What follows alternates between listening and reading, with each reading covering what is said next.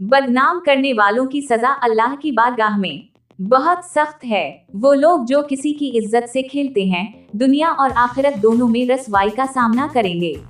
बदनामी फैलाने वालों के लिए बख्शिश का दरवाजा बंद हो जाता है और उनके आमाल रायगा चले जाते हैं। ऐसे अफराद को हमेशा इबरत का निशान बनाया जाता है।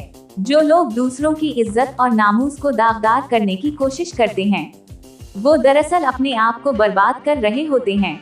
दुनिया की नजरों में वो वक्ती तौर पर जीत सकते हैं, लेकिन आखिरत में उनके लिए जिल्लत और रसवाई ही है।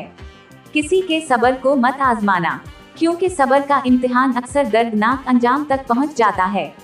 वो जो चुप है जरूरी नहीं कि वो कमजोर हो। सब्र करने वाला शख्स वक्त का इंतजार करता है, मगर जब सब्र का पैमाना लबरेज होता है तो खामोशी भी तूफान बन जाती है, जो सब कुछ बहा ले जाती है।